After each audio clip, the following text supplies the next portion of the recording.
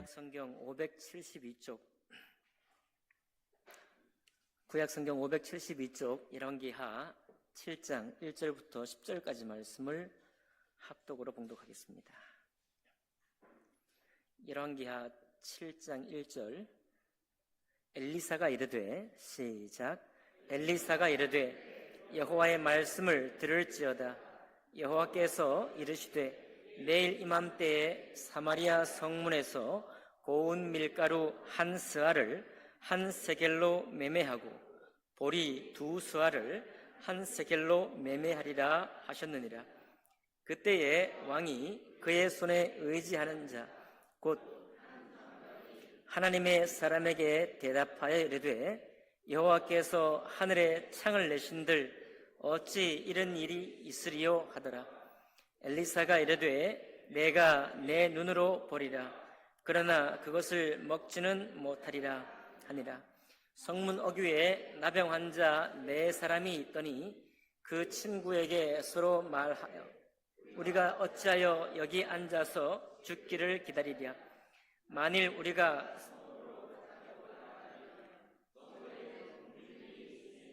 우리가 거기서 죽을 것이요 만일 우리가 여기서 머무르면 역시 우리가 죽을 것이라. 그런즉 우리가 가서 아람 군대에게 항복하자. 그들이 우리를 살려두면 살 것이요 우리를 죽이면 죽을 것이라 하고 아람 진으로 가려 하여 해질 무렵에 일어나 아람 진영 끝에 이르러서 본즉 그곳에 한 사람도 없으니 이는 주께서 아람 군대로 병거 소리와 말소리와 큰 군대의 소리를 듣게 하셨으므로 아람 사람이 서로 말하기를 이스라엘 왕이 우리를 치려하여 헷 사람의 왕들과 애굽 왕들에게 값을 주고 그들을 우리에게로 오게 하였다 하고 해질 무렵에 일어나서 도망하되 그 장막과 말과 나귀를 버리고 진영을 그대로 두고 목숨을 위하여 도망하였습니다. 그 나병 환자들이 진영 끝에 이르자 한 장막에 들어가서 먹고 마시고 거기서 은과 금과 의복을 가지고 가서 감추고 다시 와서 다른 장막에 들어가 거기서도 가지고 가서 감추니라. 나병 환자들이 그 친구에게 서로 말하되 우리가 이렇게 해서는 아니 되겠다. 오늘은 아름다운 소식이 있는 날이거늘 우리가 침묵하고 있도다. 만일 밝은 아침까지 기다리면 벌이 우리에게 미칠지니 이제 떠나 왕궁에 가서 알리자 하고 가서 성읍 문지기를 불러 그들에게 말하여 이르되 우리가 아람 진에 이르러서 보니 거기에 한 사람도 없고 사람의 소리도 없고 오직 말과 나귀만 매여 있고 장막들이 그대로 있더이다 하는지라. 아멘. 말씀과 예배를 위해 기도하겠습니다. 살아계신 하나님 아버지, 오늘도 주님께서 우리가 알게 혹은 모르게 역사하시는 것을 믿습니다. 하나님의 성령께서 온 세상을 주관하시고 온 사람의 인생 가운데 오늘 이때 이 시간 이 시절을 주님께서 인도하시고 역사하심으로 때로는 침륜에 들고 때로는 성장하고 때로는 가슴 아파하며 때로는 기쁨을 누리는 그 모든 인생에 주님께서 동행하시는 줄 믿습니다.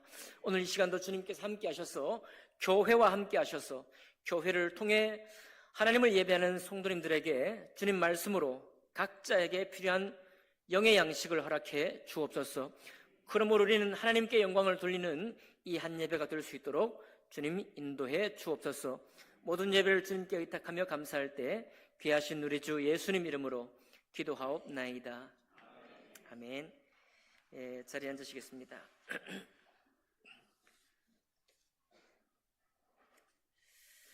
오늘 읽은 말씀을 본문으로 해서 위기의 때에 영웅은 누구인가 라는 제목으로 하나님 말씀 나누겠습니다.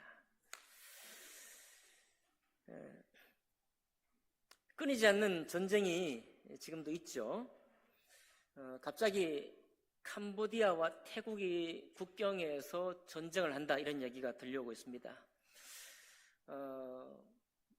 새로운 소식인데요. 항상 분쟁 지역이라고 일컬었던 지역의 분쟁이 아니고 새로운 그 분쟁의 뉴스가 들려오고 있습니다.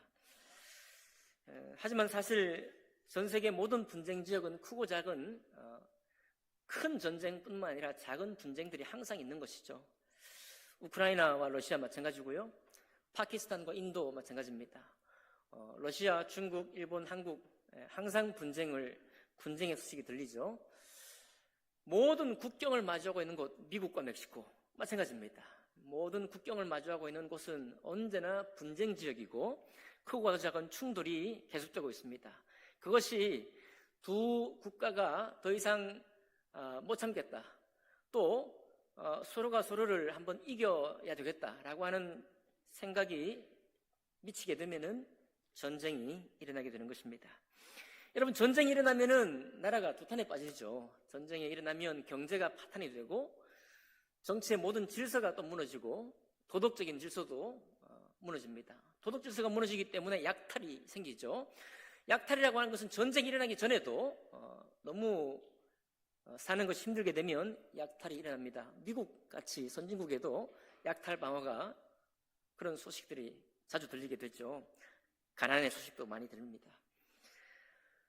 그렇게 해서 전쟁과 분쟁이 일어나게 되면 우리 마음에 삶의 기본적인 근간이 흔들리게 됩니다. 그래서 많은 일상에 영유했던 모든 것들이 다 영유할 수 없는 것이 되고 우리는 비상시국, 특별한 삶 속으로 들어가게 되는 것이죠. 열왕기하의 전체 모든 장면들이 다 이런 시간 속에 있는 것입니다. 우리는 성경을 읽기를 엘리야와 엘리사 시대에 하나님의 사람들이 정말 너무나 놀라운 역사를 베푸는 그런 기사들이 가득 차 있지만은 그 모든 배경은 전부 다 이스라엘이 전쟁통에 들어가는 시대입니다. 오늘날로 따지면 시리아와 이스라엘이 전쟁하는 거예요. 정확히 아람, 곧 오늘날 시리아입니다. 레바논과 시리아이죠. 이스라엘 북쪽 지역에 그 북쪽 지역하고 국경을 닫고 있는 이스라엘이 전쟁을 하는 과정에서 엘리야와 엘리사의 이 내러티브, 이 이야기가 있는 것입니다. 전쟁은 두 나라가 강할 때 생깁니다. 해볼 만하다라고 할 때 생기는 거죠. 아람도 시리아도 굉장히 강력하고 있고 지금 북이스라엘도 상당히 강한 세력으로 있는 것입니다. 그래서 두 나라 사이에 끊임없는 전쟁이 있는 거예요. 먼저 선대왕 아합 왕이 아람의 베나닷과 두 차례 전쟁을 했고 그리고 이기기도 하고 지기도 했다가 나중에 아합 왕이 전쟁 요단강 동쪽에 있는 길랏 라못에서 전쟁에서 죽습니다. 그 이후에 아들 아하시아 왕이 임금이 되었지만은 2년 동안 통치하다가 죽게 돼요. 그리고 오늘 이 왕이 누구냐면 아하시아의 동생, 곧 아합 왕의 둘째 아들인 요람 왕이 시리아 왕이 되었을 때 일어난 일입니다. 이 요람 왕이 아람 군대를 이끌고 북이스라엘을 쳐들어온 것이 벌써 두 번째입니다. 첫 번째 쳐들어올 때는 패배했습니다. 엘리사의 인도로 엘리사가 계속해서 전쟁의 방비를 전략을 주고 책략을 줘서 엘리사가 물리쳤어요. 그런데 엘리사가 이렇게 계속 전쟁 이기게 하니까 시리아의 왕 요람 왕이 도대체 누가 우리의 이 첩보를 흘리느냐 이렇게 묻습니다. 6장이에요. 물으니까 아닙니다. 우리 중에 첩보를 흘린 사람이 있는 것이 아니라 북이스라엘의 선지자라고 하는 엘리사가 항상 우리가 이 오전 회의하는 것을 어떻게 듣고 어떻게 알고 그 첩보를 미리 이스라엘 왕에게 주는 것입니다 라고 했습니다. 그랬더니 아람 왕이 군대를 이끌고 엘리사를 잡으려고 오는 거예요. 엘리사를 잡으러 오는 것입니다. 그런 과정에서 있는 일입니다. 그런 과정에서 엘리사를 잡으러 왔지만 엘리사가 두려움에 떨고 있던 엘리사의 종에게 아니다, 저 아람의 군대보다 우리를 위한 군대의 수가 더 많다 하면서 하나님이 보여주시는 불말과 붕을병거를 엘리사의 사원에게 보여줘요. 그리고서 아람 군대 전체를 눈이 멀게 해서 사마리아 성 안으로 끌고 오고 그리고 거기서 눈을 뜨게 합니다. 하나님의 역사를 보고 그냥 돌려보내죠. 그런 후에 오늘 여러분과 제가 읽은 7장이 시작되는 것입니다. 두 번째로 아람 왕이 군대를 이끌고 오는 거예요. 이끌고 와서는 사마리아 성을 완전히 포위해버립니다. 성을 완전히 포위해버리는 거예요. 그때 있는 일이에요. 여러분, 오늘 말씀의 제목이 위기의 때에 영웅은 누구인가라는 제목입니다. 첫 번째로 지금 전쟁통입니다. 전쟁통의 위기의 때에 영웅이 누구인가 하면 바로 하나님의 사람 엘리사였습니다. 하나님의 말씀을 가진 자가 전쟁 같은 이 삶 가운데에서 우리의 일상 삶을 흔들어 놓는 여러 가지 위기 가운데에서 그가 바로 우리를 이끄는, 지도하는 하나님의 사람이 되는 것입니다. 엘리사는 아까 좀 전에 얘기했던 것처럼 하나님께로 인도를 받을 뿐만 아니라 하나님 앞에 헌신된 종이었습니다. 하나님 말씀에 헌신된 종이었어요. 하나님 말씀에 헌신된 종이었기 때문에 많은 사람들은 지금 아람의 군대를 보고 있고 그리고 계속해서 선대왕 아합 왕 때부터 끊임없이 침범하고 있는, 계속 더 많이 강력해지고 있는 아람 군대를 보는 것입니다. 현실에 눌리는 것이죠. 현실에 사로잡히는 것입니다. 우리가 언제 신앙이 힘들어집니까? 웬만할 때는 늘 우리가 문제가 있지만 그 문제가 웬만할 때는 하나님 말씀으로 이겨냅니다. 그런데 그 문제가 너무 커서 문제가 우리 영혼을 많이 사로잡아 버릴 때, 그럴 때 우리가 신앙이 침륜에 빠지기도 하고 어려움에 갇히기도 하는 것입니다. 그때가 언제입니까? 그때가 우리를 둘러싸고 있는 것을, 그 문제가 너무 커 보일 때죠. 우리가 항상 이 얘기를 듣고 나누지만 문제가 우리를 사로잡을 때인 것입니다. 전쟁만이 우리의 영혼을 사로잡는 것이 아니라 우리 삶 가운데 전쟁 같은 일이 벌어지기 때문에 문제인 것입니다. 국가적인 위기만 위기가 아니고요, 우리 개인의 삶에도 위기가 오는 것입니다. 그럴 때 우리가 어떤 사람이 되느냐, 어떤 사람으로 나타나느냐 하는 것입니다. 여러분, 엘리사는 하나님 말씀을 듣는 사람이고 하나님 말씀을 주장하는 사람이고 언제든지 주님께만 나아가는 사람이었습니다. 여러분, 마음이 힘들고 어려울 때 주님께 나아갈 수 있기를 바랍니다. 주님께만 나아갈 수 있기를 바랍니다. 여기 오늘 요람 왕이 있는데요, 이 요람 왕도 사실은 비교적 괜찮은 왕이었습니다. 아버지 아합 왕이 바알 신상을 섬기고 이스라엘 종교를 완전히 무너뜨려 놨습니다. 그리고 첫 번째 아들이었던 아하시아가 비록 2년간 통치했지만 아하시아도 아버지의 전례를 그대로 받아서 이스라엘 백성들이 신앙을 전부 다 무너뜨려 놨어요. 그런데 이 둘째 아들이었던 요람 왕은 형을 본 거예요. 아버지도 본 것입니다. 여러분, 차남에게는 기회가 있어요. 둘째에게는 기회가 있습니다. 형을 보고 아버지를 보니까요, 형이 부모님에게 매를 맞는 것을 보게 되면 둘째는 생각이 많죠. 나는 잘해서 매를 안 맞아야 되겠다. 아마 요람 왕도 그런 생각이 있었나 봐요. 그래서 아버지가 가져왔던 바알 신상은 다 깨뜨려 놨습니다.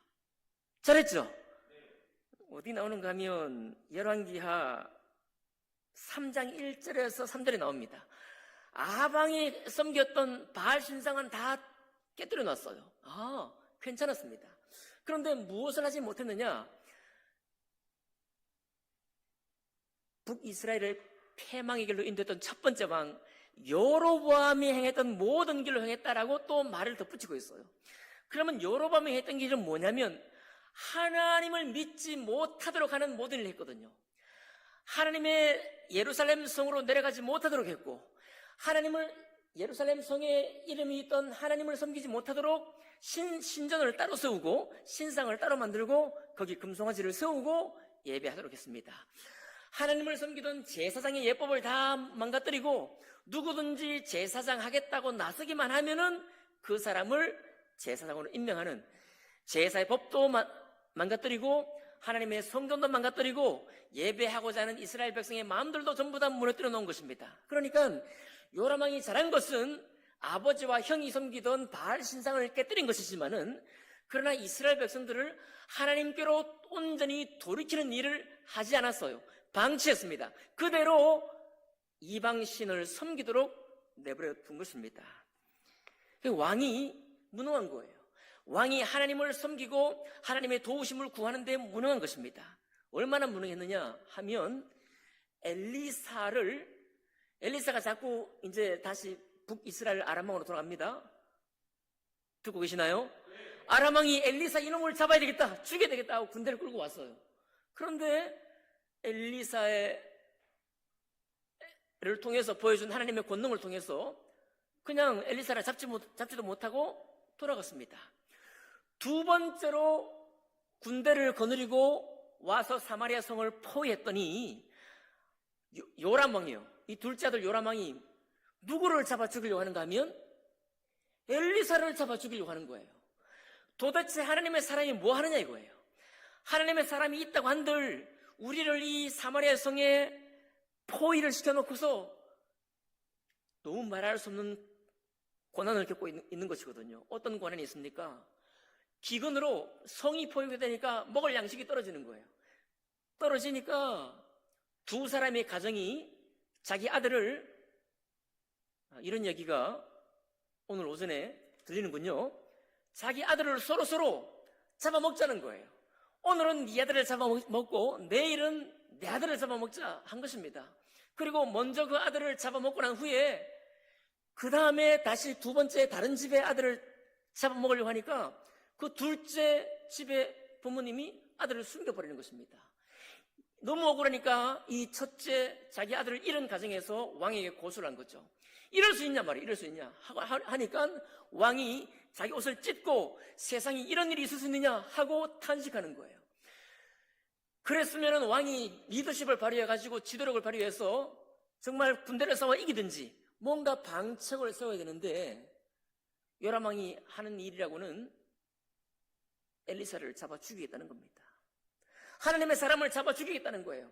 도대체 하나님이 뭐 하시느냐 하면서 그를 향해 군대를 끌고 나오는 것입니다.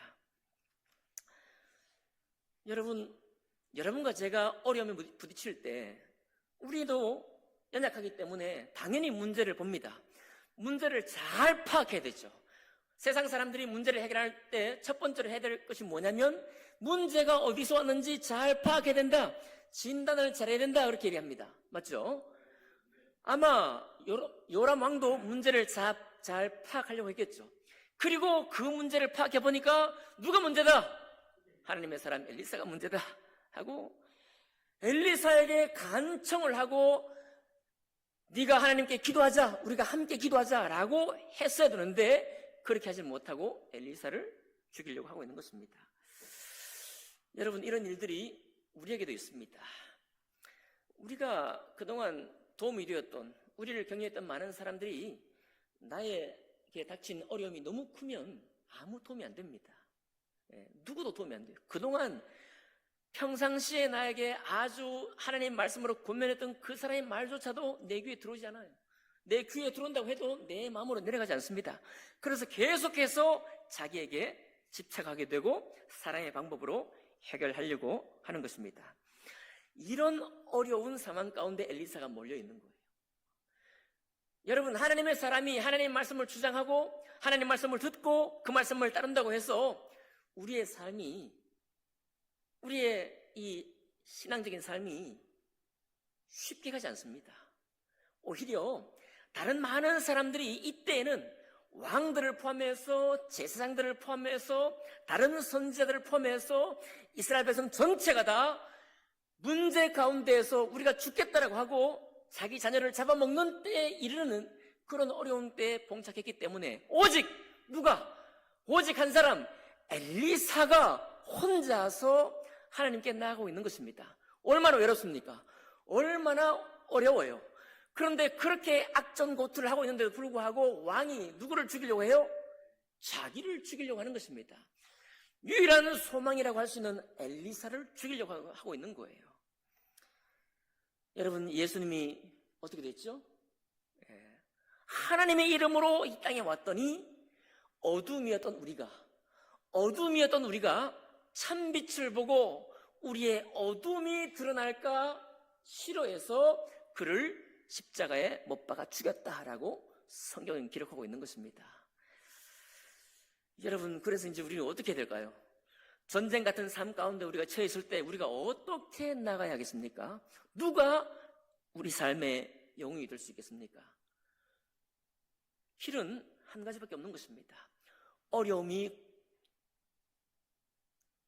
반복되고 또 심지어는 내가 서 있는 자리에서 서 있지 못하게 하는 위협이 온다고 해도 여러분과 제가 할 일은 뭐냐면 하나님 말씀을 주장하는 것입니다. 하나님 말씀을 듣는 것입니다. 하나님 말씀을 읽는 것입니다. 그리고 내 삶이 하나님 곁에 있기를 사모하는 것입니다. 실패할 때도 그렇게 하는 것입니다. 내 삶이 기쁠 때뿐만 아니라 내 삶이 도탄에 빠질 때에도 여전히 우리가 할 것은 바로 하나님 말씀을 붙드는 것입니다.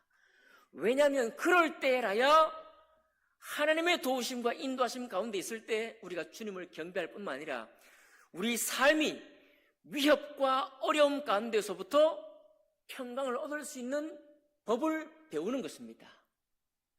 여러분, 전쟁 같은 삶 가운데 있을 때라도 하나님과 함께 동행하는 그 소망을 우리가 그때 배우는 거예요.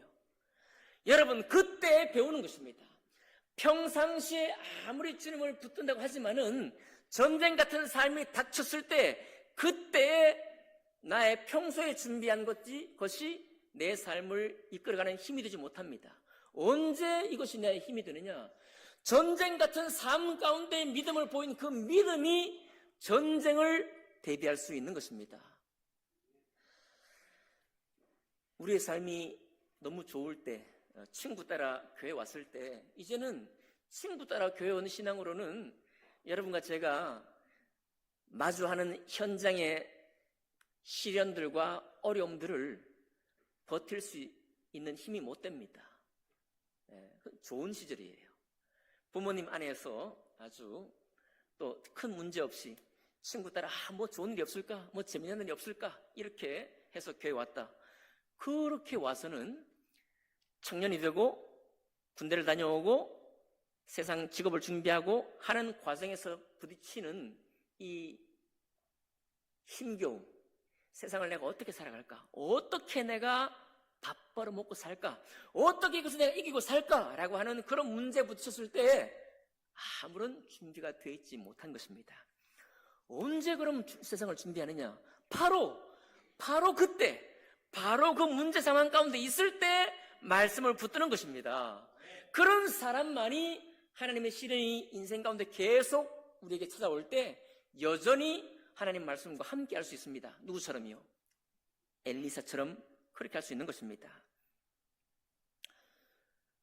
그래서 여러분, 우리의 신앙이 흔들리는 것입니다. 신앙이 흔들리는 이유는 간단합니다. 나를 흔들어 놓는 현실의 무게를 이길 수 있는 신앙이 준비되어 있지 않기 때문에 그렇습니다. 저에게는 소망이 있다면 우리 모두가 신앙을 어떻게 만나기를 원하는가 하면 가장 힘겹고 어려운 상황 가운데 하나님을 만나기를 원합니다. 그 하나님이 진짜예요. 엘리사가 어떻게 그럴 수 있었을까요? 엘리사가 문제 가운데 주님 만나는 것입니다. 자기 삶을 잘 살고 있을 때 아무 문제 없다고 할 그때 오히려 하나님의 사람을 따라다니면서 주님을 믿는다는 것이, 하나님 말씀을 듣고 주장한다는 것이 무슨 의미인가를 배운 것입니다. 삶 가운데 체득한 거예요. 그러니까 말씀을 주장하고 달려가는 것입니다.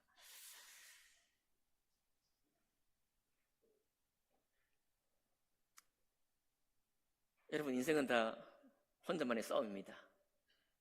맞습니까? 혼자만의 싸움이에요. 그렇습니다. 함께 전투를 하는 것은 혼자만의 싸움이 아니죠. 각 가정의 싸움이고 혼자만의 싸움입니다. 저는 제가 가장 힘들었을 때, 맞습니다. 저는 가장 힘들었을 때 주님 만났나 봐요. 27살 때 교회를 처음 갔으니까요. 그때 제일 힘들었을 때입니다. 답이 없어요. 힘드니까 답이 없어요. 힘드니까 도와달라고 할 수 있는 사람도 없습니다. 선배도 있고 선생님도 있었지만은 그분들께 도와달라고 할 수 없어요. 왜냐하면 내가 해야 되는 거예요. 내가 풀어야 되는 것입니다. 내가 써야 하고 내가 도전해야 되는 거예요. 그랬을 때 아무 소망이 없을 때, 아무런 나에게 힘이 없을 때 성경 한 권 들고 산으로 올라갔습니다. 연구소 옆쪽에 있는 산에, 바위에 점심시간 때마다 점심 먹고 성경 한 권 들고 올라갔습니다.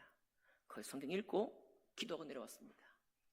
아무 진전이 없을 때, 야, 내가 이러다가 뭐 어떻게 될까, 이거 내 장래가 어떻게 될까 할 때, 그때 그렇게 주님 성경을 만났고 그렇게 하나님 말씀 만났습니다. 그래서 저를 여러분께 알려드리려고 하는 것이 아닙니다. 우리는 하나님을 만날 때 문제 한가운데에서 우리를 도우시는 주님을 만나기를 원하는 것입니다. 그러나 쉽게 만나지는 않습니다. 여러분, 쉽게 내가 하나님 말씀을 들고 갔다고 해서 금방 해결되지 않습니다. 계속해서 변하지 않는 상황은 계속돼요. 답답한 시간들은 계속됩니다. 그렇게 그냥 간단하게 끝나는 일이 없어요. 그래도 하나님 말씀을 주장하는 것입니다. 모든 방법을 사용해서 주님 말씀을 읽기도 하고 예배드리기도 하지만 내가 특별히 나의 시간을 쪼개가지고 하나님 말씀을 읽는 것입니다. 내년의 표가 뭐죠? 내년의 실천사항 중에 하나가 암송구절 69절 암송하는 거예요. 할렐루야! 할렐루야! 암송하는 것입니다. 답이 오지 않았을 때, 문제가 풀리지 않았을 때, 말씀 예배 일주일에 한 번 듣는 것으로는 부족하다. 이것으로는 내 마음이 평안하지 못해. 어떻게 해야 됩니까? 말씀을 먹어야 돼요. 말씀을 배에 채워 넣어야 합니다. 내 입에는 쓰나 내 몸에는 배에는 달 것이다. 그 말씀을 의지하고 문제는 해결되지 않았음에도 불구하고 그 말씀을 먹는 것입니다. 하나님 왜 이 말씀을 먹었는데도 해결이 안 됩니까? 그렇게 물을 이유가 없는 거예요. 나는 내가 할 일을 하는 것입니다. 내가 주님께 가까워지는, 내가 주님을 알기 원하는 그 마음으로 계속 나아가는 것입니다. 그리고 나면 언젠가 어느 때 주님이 정한 시간에 나의 수고와 노력을 다 통해서 문제가 해결이 되는 것입니다. 사실은 엘리사가 영웅은 아닙니다. 엘리사는 하나님이 보여준 것을 보았고 하나님을 의지한 것만 엘리사가 한 일입니다. 일은 다 누가 있느냐? 하나님이 하셨어요, 여러분. 물론 우리가 하죠. 우리가 해야 될 것은 우리가 합니다. 우리가 하지만 그 문제를 실타래를 탁 푸는 것은 때가 되어서 역사하시는 분은 누구냐면 바로 하나님인 것입니다. 오늘 2절 보니까요, 사마리 성이 포위가 돼가지고 먹을 것이 없이 애들을 그렇게 막 잡아먹고 하니까 도저히 답이 안 나오잖아요. 그런데 7장 1절에 보니까 내일 이맘때에 사마리아 성문에서 고운 밀가루 한 스아를 한 세겔로 매매하고 보리 두 수아를 한 세겔로 매매하리라. 뭐 이렇게 얘기를 하고 있습니다. 따져보니까 무슨 얘기인가 하면 80배의 차이가 있는 거예요. 전에는 비둘기똥이 얼마, 뭐 이렇게 낙이 머리뼈 얼마 이렇게 있었거든요. 앞쪽에 보면은. 거기다 먹지도 못하는 것, 식용감도 안 되는 낙이 뼈가 엄청 비싸요. 그리고 비둘기똥, 이것도 엄청 비싼 것입니다. 그런데 내일 이맘때 여전히 사마리아 성은 포위가 되어 있는데, 다 굶주리고 있는데 내일 이맘때에 정상적인 가격으로 돌아온다.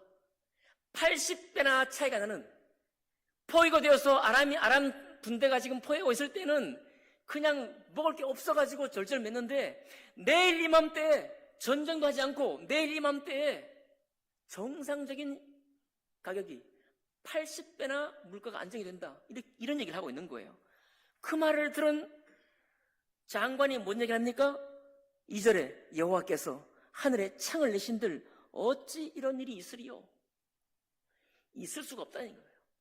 이런 일은 있을 수가 없다고 말하는 것입니다. 그때 하나님께서 뭐라고 어떤 역사를 베풉니까? 5절 6절에 가면요, 아람 군대가 큰 군대의 소리를 들어요. 엄청나게 많은, 자기들이 포위하고 있는 그 포위 바깥에서 자기들을 싸우러 오는 엄청난 군대의 소리를 듣는 것입니다. 그 군대의 소리를 듣고 자기들끼리 해석하는 거예요. 뭐라고 하느냐? 야, 이 이스라엘 왕이 이집트 군대하고 헷 군대를 동맹을 가지고 저들 군대를 끌어와서 우리에게 오는구나 하고 놀랍니다. 왜 그런 해석이 있는가 하면, 북이스라엘 왕들이 문제가 생기면 이집트 군대도 끌어들이고 했거든요. 그러니까 이게 습관화되어 있는 것입니다. 그래서 저들이 그렇게 해석하는 거예요. 해석하고 아직 싸우지도 못하고 싸워보지도 않고 어떻게 합니까? 무기와 모든 군량미를 전부 다 내버려 두고 도망가 버리는 거예요. 하루아침에 도망가는 것입니다. 피 한 방울 흘리지 않고.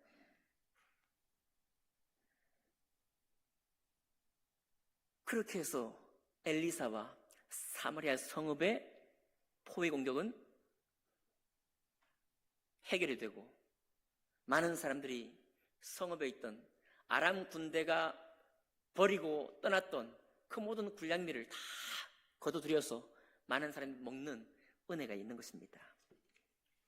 여러분, 말씀을 목숨처럼 생명처럼 귀하게 여길 수 있기를 바랍니다. 언제냐? 문제가 터졌을 때입니다. 내 마음의 심령에 아무 도움이 없다라고 할 그때에 눈을 뜨고 귀를 열고 하나님 말씀을 보시기를 바랍니다. 그 사람이 바로 위기의 때 영웅이 되는 것입니다. 두 번째 위기의 때의 영웅은 누구냐면요, 우리가 전혀 기대하지 못하는 사람들입니다. 어려울 때는 보통 때 우리의 모든 섬김과 봉사를 통해서 교회는 이렇게 든든히 세워져 갑니다.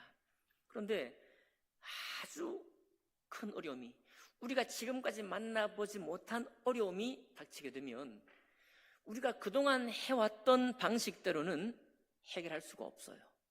우리 중에 어떤 사람이 유력하지만 유력한 사람들조차도 방법이 없는 것입니다. 여호람 왕도 방법이 없는 거예요. 선지자들도 방법이 없는 것입니다. 제사장들도 방법이 없는 거예요. 그동안 하나님 말씀을 따른다고 했던 사람들조차도 방법이 없는 것입니다. 누구 하나 아람 군대가 떠났다는 소식을 전해준 사람이 없는 거예요. 누가 그 소식을 전하죠? 3절에 성문 어귀에 나병 환자 4사람이 있더니 그 친구에게 서로 말하되 우리가 어찌하여 여기 앉아서 죽기를 기다리랴. 사실 나병 환자들은 어떤 사람들입니까? 하나님의 총회에 들어올 수 있어요? 이 사람들은 어디에 삽니까? 격리된 곳, 성 밖에 특별히 지정된 곳. 제가 종종 말씀을 나눴지만 여러분도 이미 그런 경험이 있죠?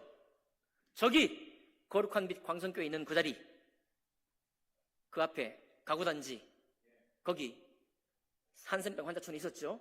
네, 얼마 안 됐습니다. 저도 말씀드렸죠? 울산에 시래 8반이라고 있습니다. 나병 환자촌이 있어요.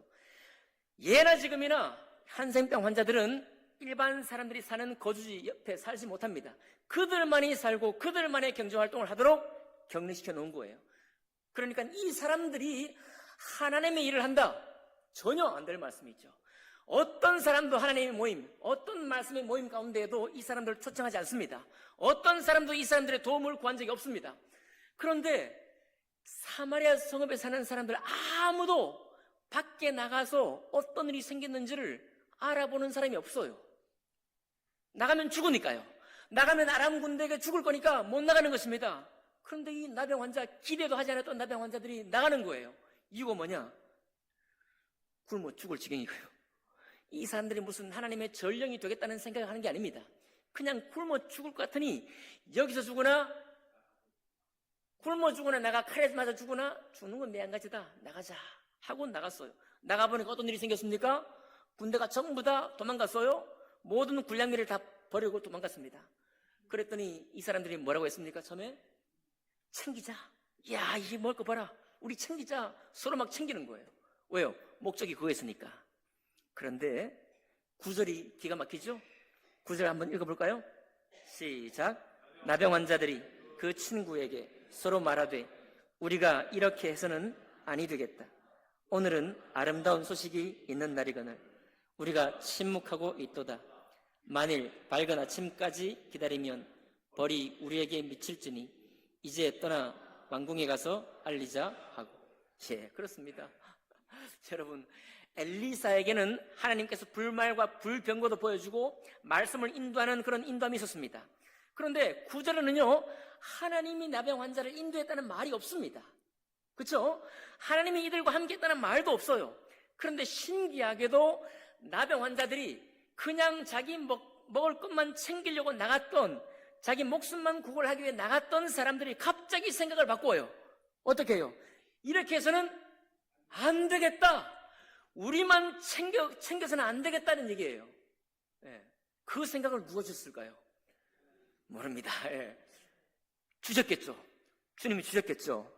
그리고 저들이 그 생각을 딱 먹고 나서 이 아름다운 소식을 성읍에 가서 전하자라고 말하는 거예요. 전령이 누가 됩니까? 이스라엘 왕국에서 키운 전령이 아무도 없습니다. 그들이 파수꾼도 여기 없어요. 하나님의 군대, 이스라엘 군대도 여기 없습니다.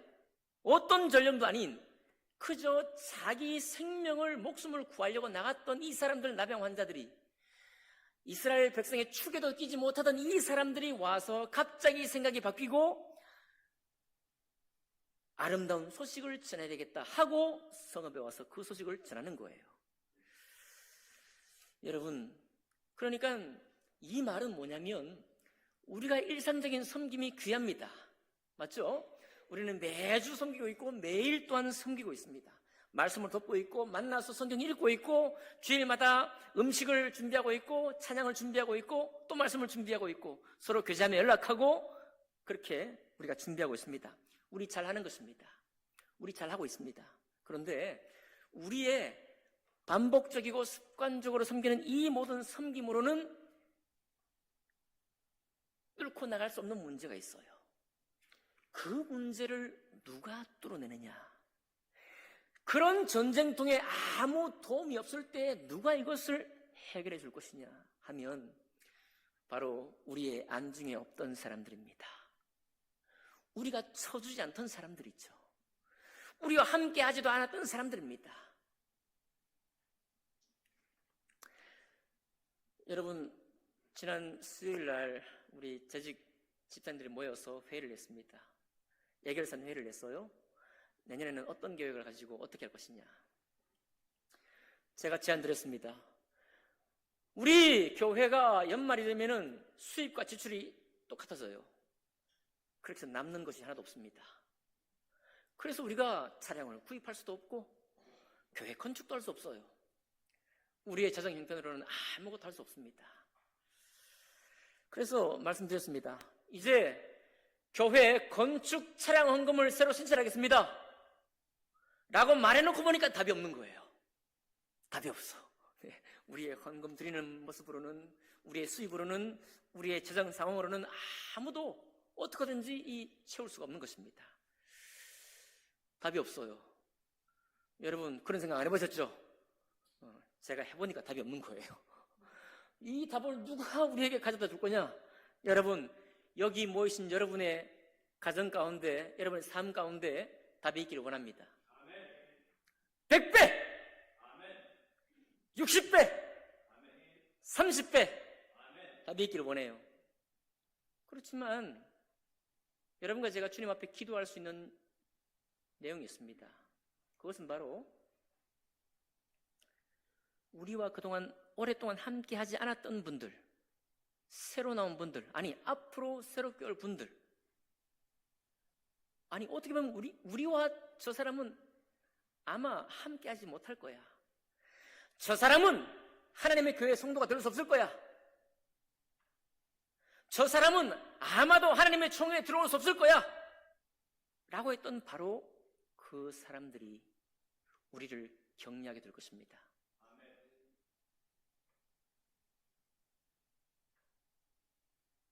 여러분, 그렇게 믿으셔야 해요. 왜냐하면 우리는 답이 나와 있으니까. 그래요? 그렇습니다. 여러분, 하나님의 일은 입을 크게 벌리는 것입니다. 왜냐하면 하나님의 일이기 때문에 그렇습니다. 우리가 교회를 언젠가 멸시하게 되지 않도록, 우리가 내가 섬기는 이 교회의 연약함을 통해서 하나님의 능력을 부인하는 지경에 떨어지지 않도록 여러분과 저는 입을 벌려야 합니다. 그 벌린 입을 우리 주변을 돌아보시지 말고, 그러나 우리는 기도하는 것입니다. 하나님, 우리를 사용해 주십시오. 나를 사용해 주십시오. 우리를 새롭게 하셔서 복을 주셔서 우리가 감당할 수 있도록 도와주십시오. 하지만 동시에 또 하나의 기도가 있습니다. 오 주님, 하나님의 사람을 보내어 주십시오.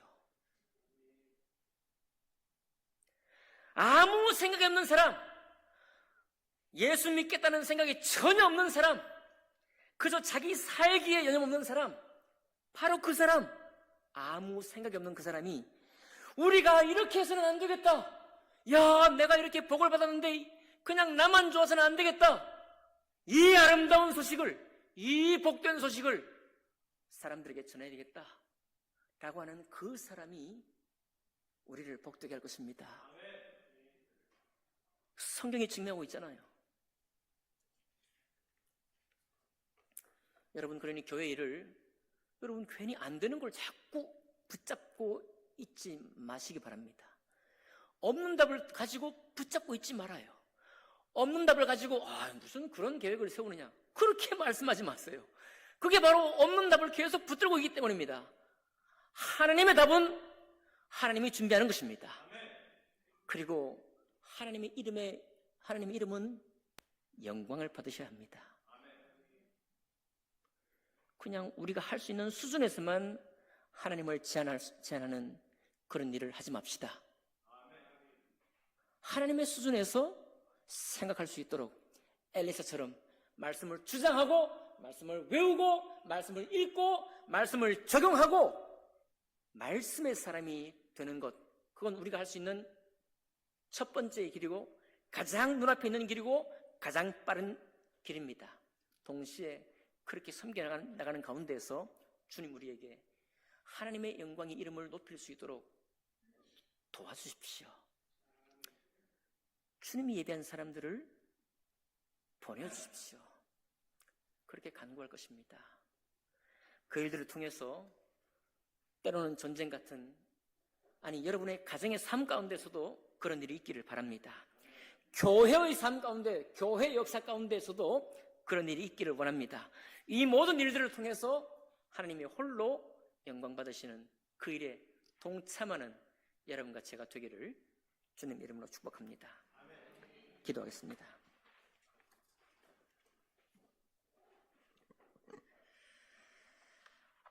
이 시간 기도하겠습니다. 하나님 아버지, 주님께서 저에게 주신 지혜와 또 지금까지 일구어온 신앙의 연륜과 그 모든 신앙의 경험을 인해서 감사드립니다. 오늘 말씀과 같이 엘리사처럼 말씀을 주장하고 말씀을 먹는 일에 더 열심히 내겠습니다. 기도하시면서 동시에 하나님, 내가 알고 있는 내 눈에 보이는 이 비전을 따라 생각하는 것을 멈추어 주시고 하나님의 말씀을 통해 보여주는 비전을 따라 생각할 수 있도록 인도해 주십시오.